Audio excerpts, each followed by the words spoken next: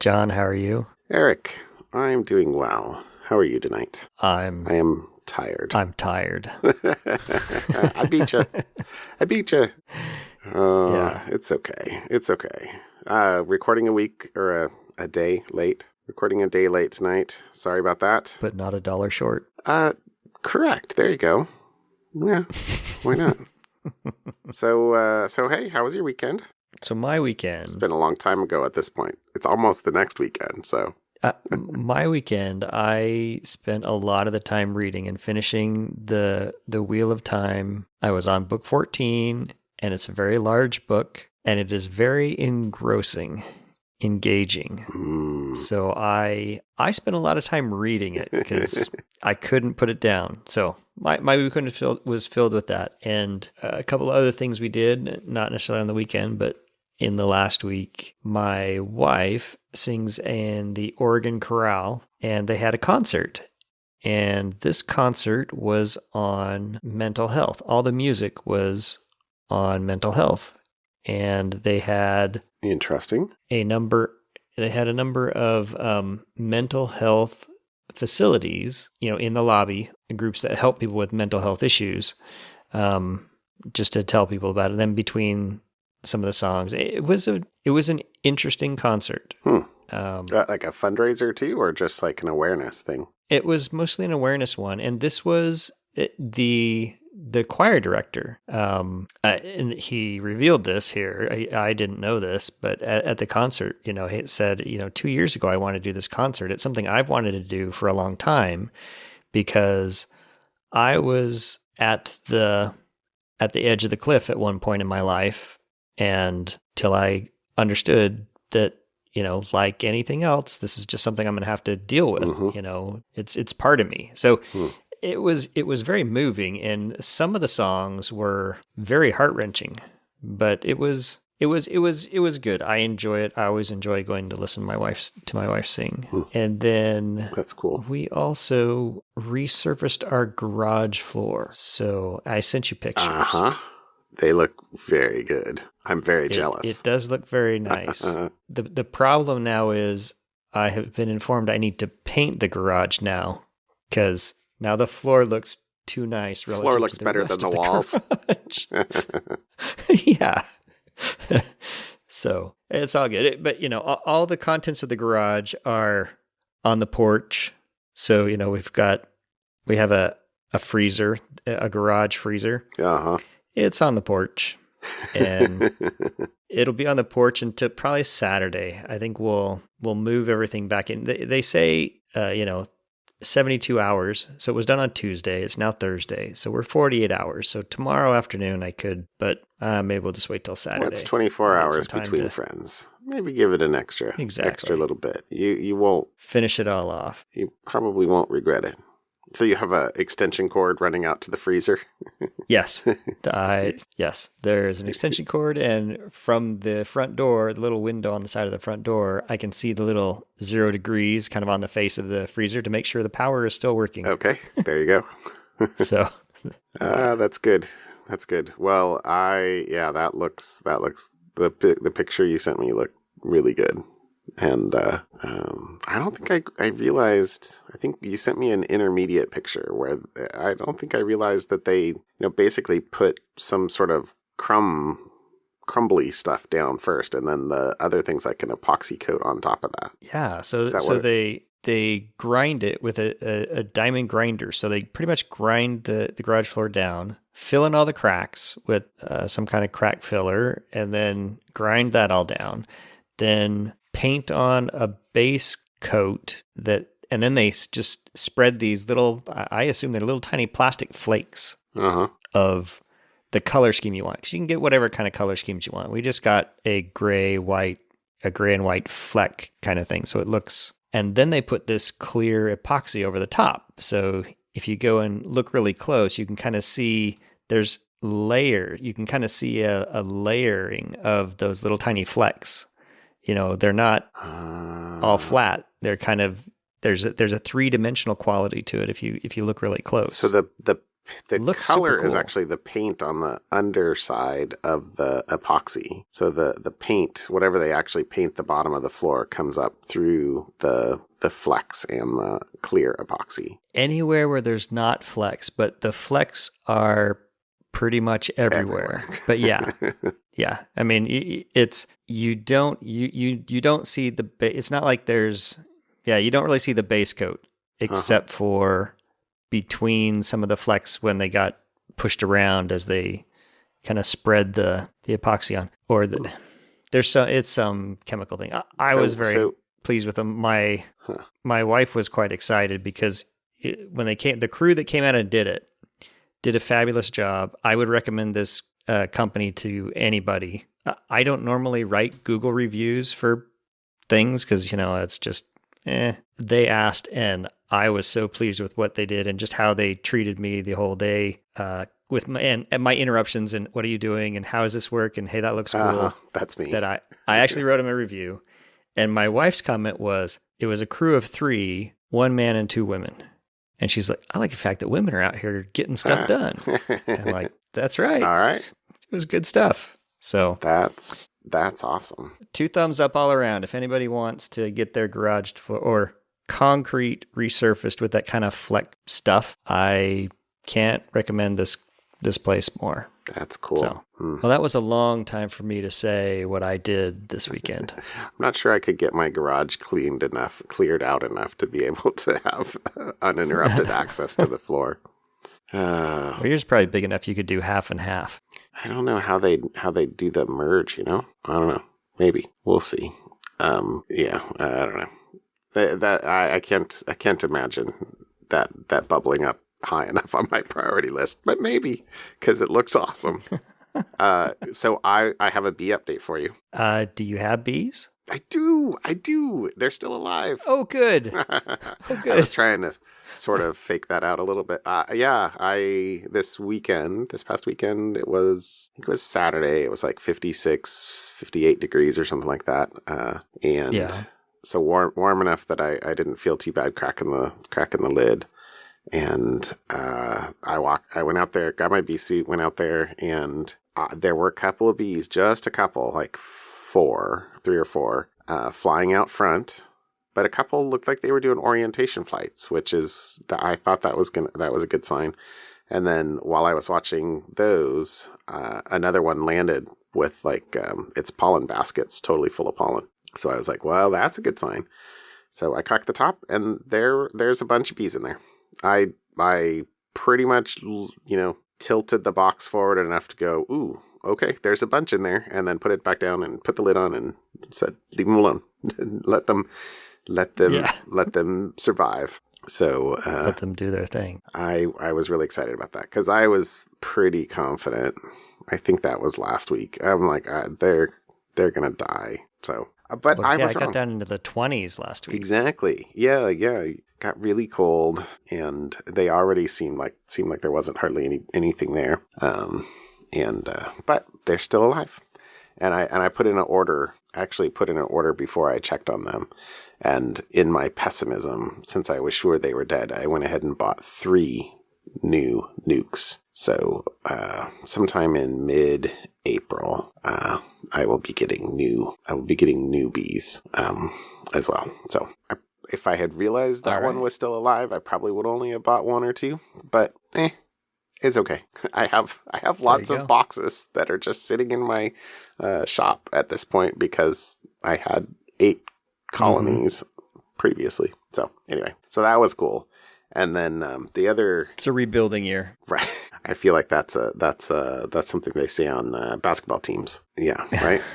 Anyway, it is March Madness. Oh, I would like to watch basketball again, I think. Well, I know you used to be a big basketball fan. My wife and I used to go to, when we lived in Utah and before we had kids, we used to go to the Jazz games all the time, and we watched the games that we didn't attend, and that was one of the things we did before. They were BK, before kids.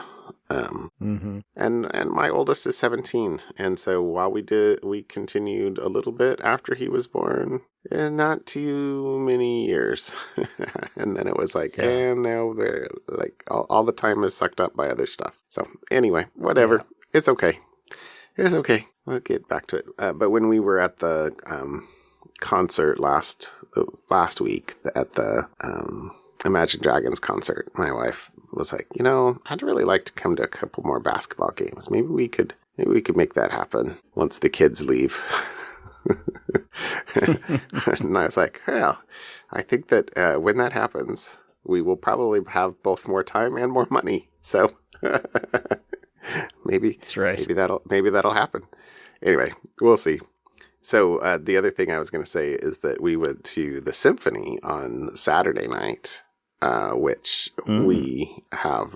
We have tickets and season tickets. They have. I don't know. They have classes like A, B, C, and so I think with ours we get like eight events for the year. But it's really nice. You kind of get to pick out what you want. And it was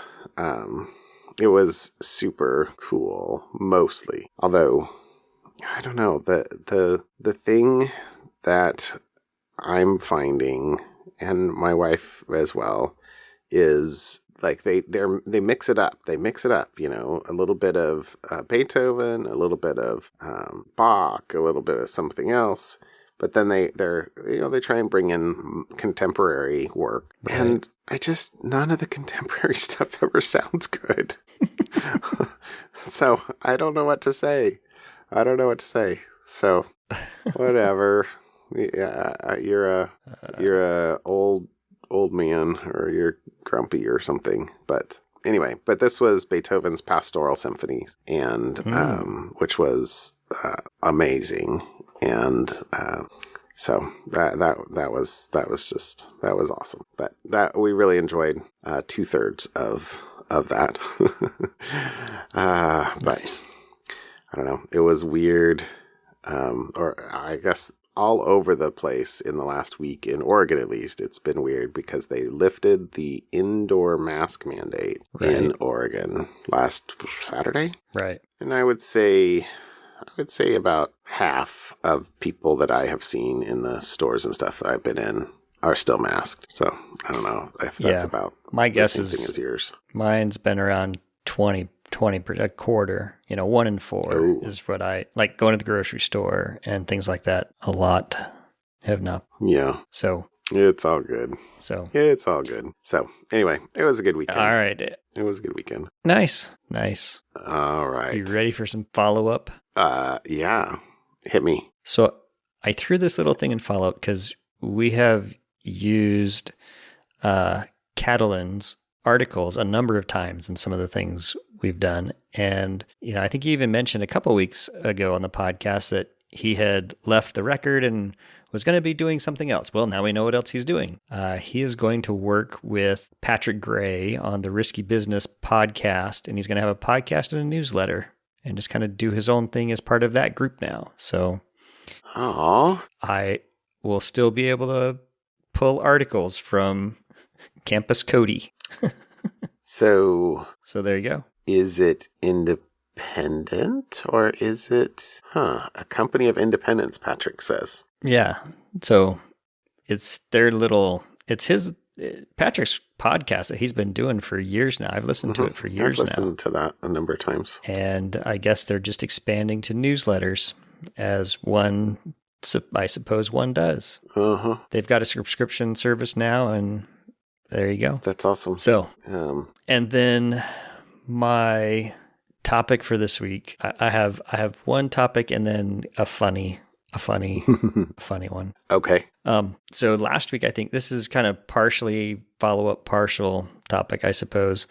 But I think it was last week you talked about the Nvidia hack. Right. A bunch of stuff stolen from Nvidia, source code, etc. Well, apparently Nvidia hacked back. So I'll just read the paragraph here. It's shortly after South American hacking group Lapsus took credit for the cyber attack that stole 1 terabyte of data from microchip company Nvidia. Lapsus member claimed on the group's Telegram channel that Nvidia had struck back with ransomware. A spokesperson for Nvidia told ZDNet that the hackers had begun leaking the stolen data online, publicly sharing the company's proprietary information as well as employee credentials.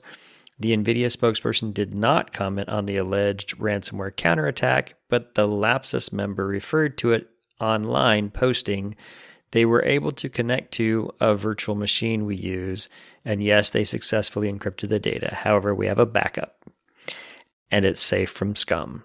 Which, oh, that's a little that's a little ironic. So I thought that was, now this is also a I suppose a slippery slope. Is it legal? Almost certainly not. And then my second article really is just a tweet and a screenshot of a website of a cryptocurrency hack that occurred on a cryptocurrency contract.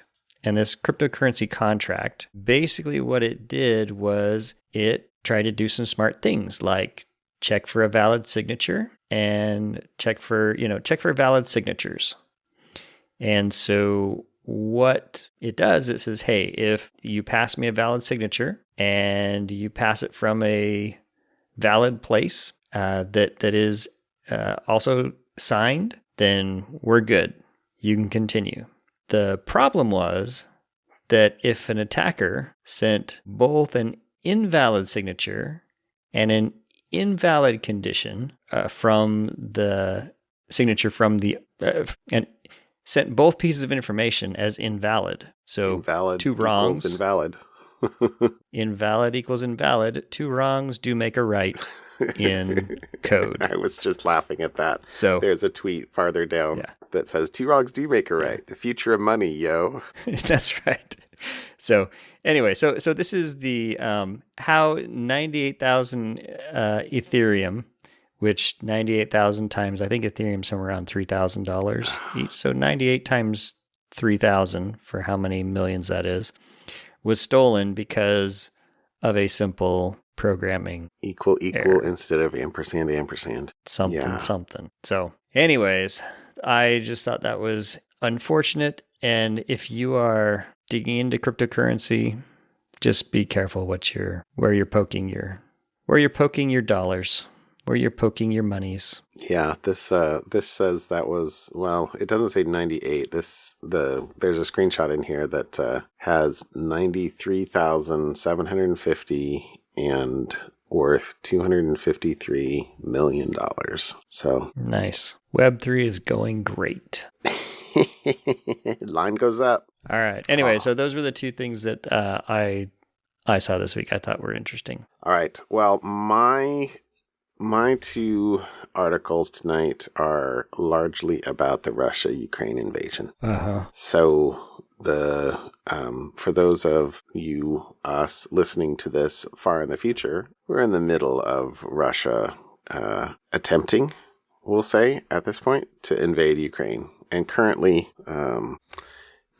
in the midst of committing atrocities against civilians because the actual military operation does not seem to be going particularly well. So the first article is about Russia creating its own CA and making certificates available and encouraging, it's not clear if and when stuff might be mandated, encouraging companies, obviously, to get certificates from their new CA, but also for people to use a browser that will automatically trust that CA. So the problem with this is having a certificate authority that isn't bound by rules means that they can release, and in fact, that's kind of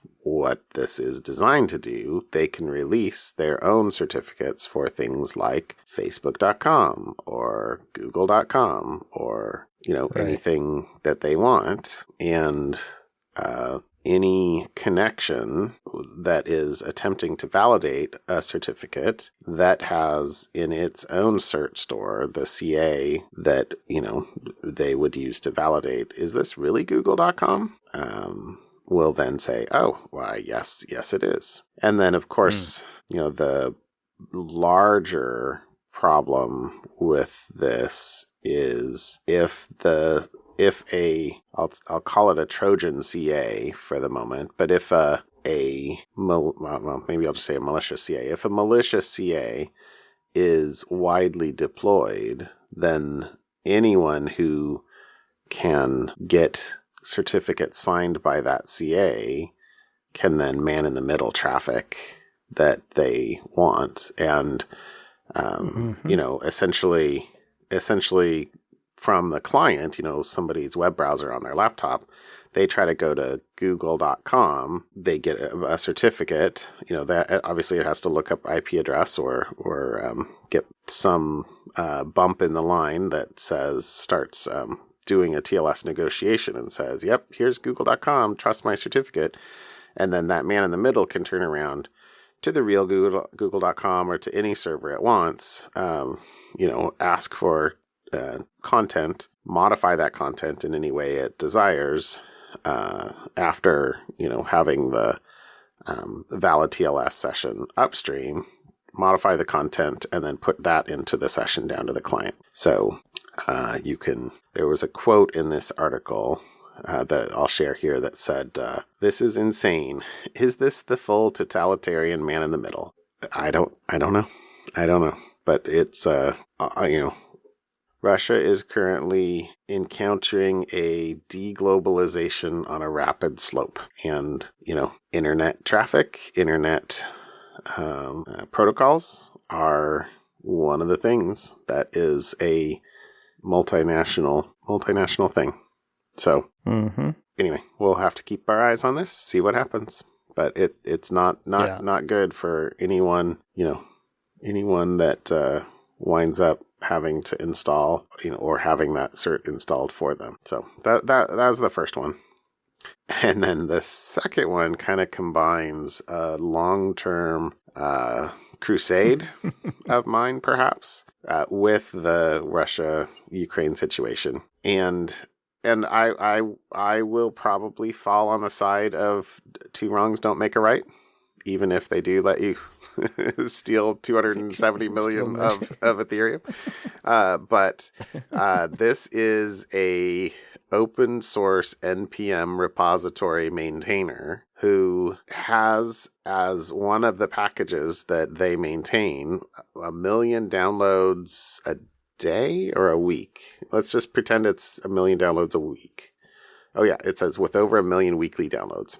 1 million downloads a week. And he updated his packages so that if it's being run on an IP address in Russia or Belarus, it wipes the disk and replaces every byte of the disk with a heart emoji and puts as well one of the so there were basically two sets of things. One, the non-destructive part was it says on March 8th, developer Brandon Ozaki Miller, aka RIA Evangelist, released open source software packages called Peace Not War and One Day Test on both NPM and GitHub. The packages appear to have created by the developer as a means of peaceful protest, as they mainly add a message of peace on the desktop of any user installing the package. But it says chaos unfolded when select NPM versions of the famous Node IPC library, also maintained by RIA Evangelist, were seen launching a destructive payload to all data and overwriting all files of users installing the package. So it says the malicious code committed as early as March 7th would read the system's external IP address and only delete data by overwriting files for users based in Russia and Belarus. So this is why... Two wrongs don't make a right. This is why, as a developer, you do not just include open source packages.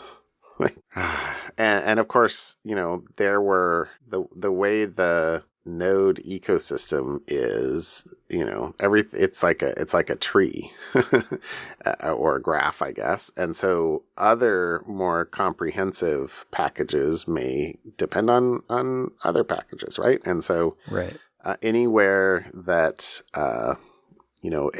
somebody that used this or a package that used this put it in its requirements, but didn't specify a specific version, specified just go grab the latest version. This malicious version would wind up getting propagated to everything else, including some other, fairly large, packages. So, Well, it is JavaScript. yeah.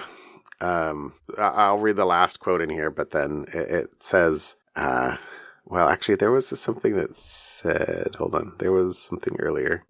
This code serves as a non-destructive example why controlling your node modules is important. For the non-destructive one. And then there's a quote from Liren Tal, Director of Developer Advocacy at SNCC, that said, at this point, a very clear abuse and critical supply chain security incident will occur for any system on which this NPM package will be called upon if that matches a geolocation of either Russia or Belarus. Sorry, sneak. Ouch. Sneak. That's what I call it. Sneak. Snake. Yeah. It's probably supposed to be sneak. I've never, I don't know why I think it's like what do you call it when a word sounds like what it's supposed to sound like? Is that onomatopoeia? That sounds right. That's ironic. Anyway, so I like have a sound. I don't think like sneaking around. I think snick. I don't know. Whatever. Okay, those are my two articles. All right. How about something fun? All right. So I have two something funs, and one something fun is actually just the link for my intro on my wife's concert. So okay, the local news station. So it's actually a video, and the local news station did a short video. It's about 10 minutes long on the Oregon Chorale's concert, focusing on mental health. And the fun part of that for me is they went to one of the Oregon Chorale's practices and then filmed the choir director, interview and whatnot, and then filmed them while they were singing.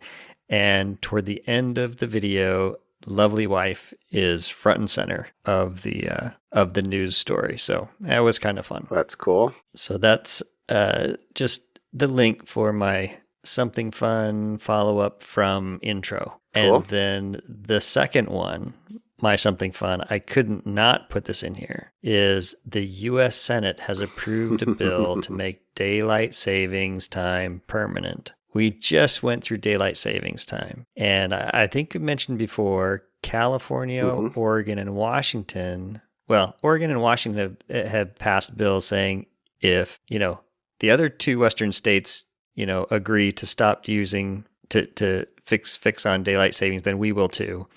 California, I think, still needs to finally pass something, but it had to go through the federal government anyways. So the Senate has approved it. I would imagine Congress will approve it soon as well. And hopefully by this time next year, we won't be changing clocks anymore. I don't know. Maybe. Well, so we have, I talk regularly with people in Ireland. Ireland does daylight savings time, but they don't change their clocks for another 2 weeks. Ooh. So all the meetings you make now are slightly off for the next 2 weeks with anyone from Ireland. Sprung forward. So 7 hours now instead of 8? Yes. Okay. Until, like I said, another 2 weeks, and then they'll spring forward and it'll go back to 8. So, and then also India doesn't do daylight savings time at all. So all my meetings with people from India have shifted as well on their calendar. I mean, it's a wreck. It's a wreck. It's no fun. Let's just pick a time. It's arbitrary. 29? Everybody, it's arbitrary. Who are the 29% of Americans that like changing their clocks? Yeah. I am sure that for some people it's great, especially depending on where you sit, because time zones span large Right. swaths of land, right? Depending on which edge of the time zone you're on, it's either going to be darker at 8 a.m. or nicer. I get why some people would want it to be one way or the other, but Did you see the XKCD? I'm done with it. No. Probably if it's an older He had one. a thing about consensus time. Or just once a day, everybody who's in a particular time zone can push a button when they think it feels like about 9 a.m. And then that'll become 9 a.m. And then... Well, it's completely arbitrary. It was like, well, the people I saw complaining about, well, but now, depending on where I live, I'm going to be going to school at 8 a.m. in the dark. It's like, yes, so that's what seasons are. This is due when to the sun rotates around the Earth and the 23-degree tilt. I was just gonna say. All right. Anyway, so those are my fun things. Okay. All right.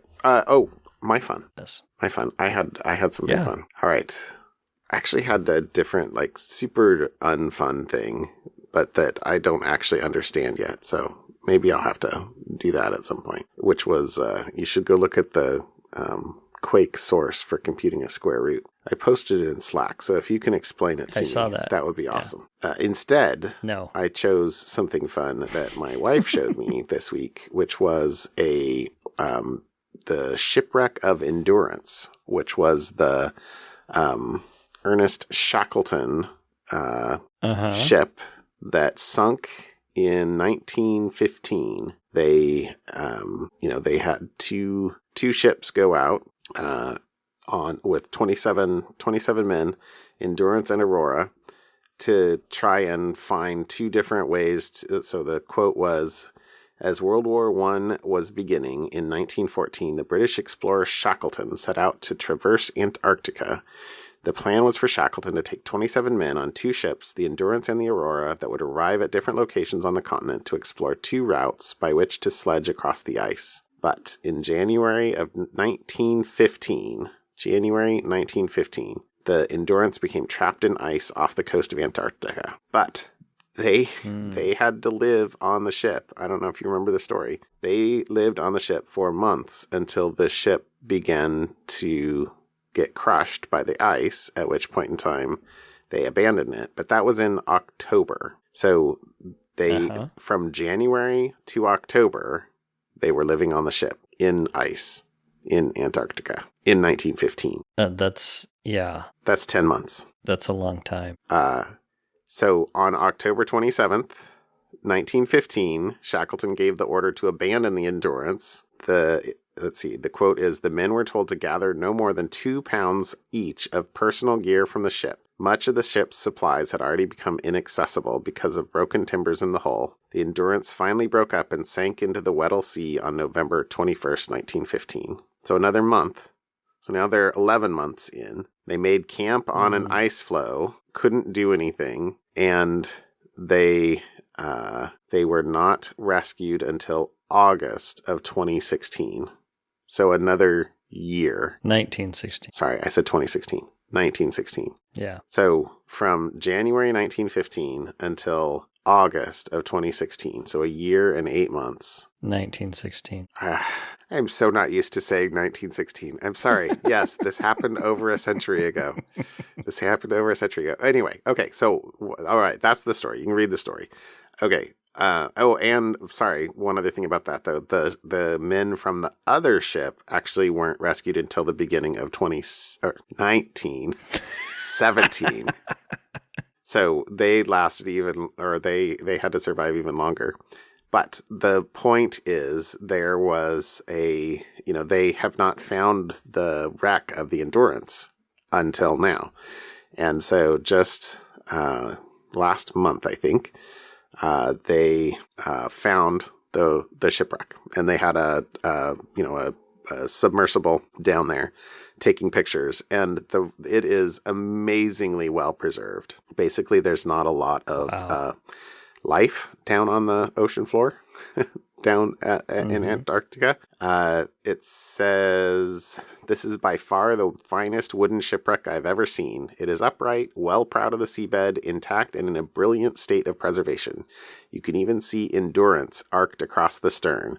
So that's the picture that I threw in the notes, and that maybe if you can put that as the chapter art. It's totally clear to see. Yeah, there's a few sea anemones on it, but not many for having been underwater for 100 years. And there are other pictures in the article that I'll link here that has, you can totally see the ropes, and it's amazingly well preserved. And thankfully, perhaps, it says that evidently due to the Antarctic Treaty, it's not just go salvage it. The wreck will stay where it was found, protected as a historical site and monument under the Antarctic Treaty. So although they're filming it and surveying it, they are not going to disturb it. And nice. Anyway, I thought that was a cool. Yeah. Did you ever watch the movie 1917? Don't think so. 3 years ago, I think. No. Maybe 4 years ago. Should I? Okay. It's fascinating so it's all about World War One, but the fascinating thing about the film is it is an hour and a half or hour 40 minutes single camera shot. That's from the perspective of the guy. Right. And basically the camera it starts with him. There's no cutscenes, there's no other characters. It just is a single long-running end-to-end shot. I mean, they obviously did some camera tricks like blowing up something in front of them to have smoke go so that they could actually cut and film the next day. So they didn't do it all in one take, but it's made to look like one long continuous take. I think it was one of my something funs years ago now that I think about it. I thought it was cool. No, I remember you telling me that it was a good movie, but I never did watch it. Well, yeah. 1917. But it was not in 2017? No. About 100 years earlier? 1917. The funny thing is how many years it took me after 2020 or the year 2000 to stop saying 19 something, but clearly that was many years ago. Oh, it's all good. All right. I'm a little punch drunk. You were still writing 1900 on your checks, weren't you? I was, totally. 1901. Oh, wait. 1902. That's funny. I don't think I've written a check in 20 years. All right. Oh, I have to occasionally. It's about time to call it good. Yeah, I think so. All right. Next week will also be an adventure. I will try and take my microphone, but I'm going to be on spring break. So we'll see. I'll probably be recording from a hotel room. Ah, that's right. All righty. We'll see how it works. We'll see. We'll see. We'll see. All right. Have a good night, John. I'll talk to you later. We'll see you. Bye. Bye.